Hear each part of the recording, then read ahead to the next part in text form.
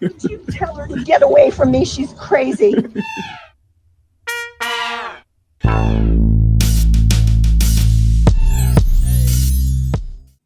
Some's got to give.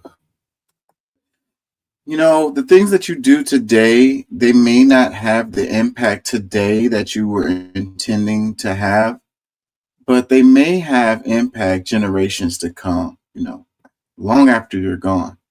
So for me, that's a good enough reason to continue the fight. You know, the the more things change, the more they stay the same. The more things change, you know. I think that if you look around, you can easily find things that can be improved. You can also easily see the reasons why things don't improve.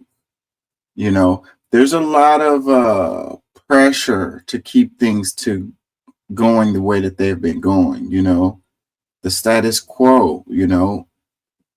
They say knowledge is power. You know, and I believe it's true. But capital is also power.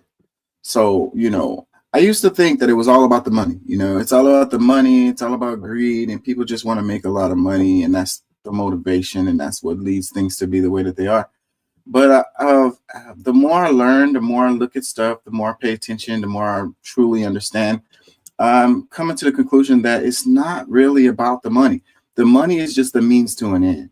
You know, the money gives you power. Okay. So it's really about power. It's really about control. When you can tell people what they need to do in their bedroom, when you get to that point where you're like worried about what other people are doing in their bedroom, and you also have the power to manipulate that, to change that, to direct that in one way or another, that's a pretty high level of influence, I would say. So, like you look at politics, and we always talk about, we need to take big money out of politics. Well, why do people say that? Well, because the big money in the politics, it motivates politicians to make decisions. It's like to get elected, it's costing more and more and more money to get elected. So, you have to have donors, the which I think that you could actually run a successful campaign off of just grassroots donations. Bernie Sanders showed that you could do that. But the status quo is that you can't really, rely on regular folks, poor folks to get you elected, And if you don't have a good message to the people, then that is absolutely true. And that's the reason why these people don't have to have a good message to the people. They need to have a good message to their donors. So, and then, if I'm your donor and I just paid a whole bunch of money to help you get elected, then, I'm going to be expecting some things in return for that. I want returns on my investment. I'm not just going to give you money just to give you money because I, support your cause or whatever. Like, if it was just a regular person, then that would make sense. But, rich, powerful, influential person is not thinking like that. They have specific things that they want to accomplish, and they feel like you can help them do that. So once you get in there, they're going to be like, hey, you got elected. No, no small part to the donations that I gave you. So, I'm going to need you to make certain decisions that, benefit the agenda that I'm working towards.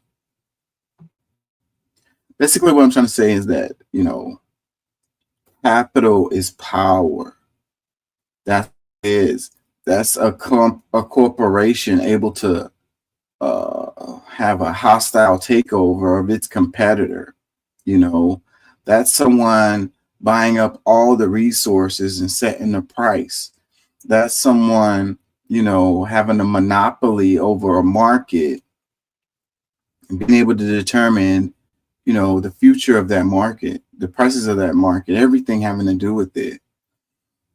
We're talking about a free market. Come on, get the hell out of here. How the hell are you going to have a free market if you have basically one, two, maybe three companies controlling every sector? That's not a free market. Don't kid yourself. I apologize.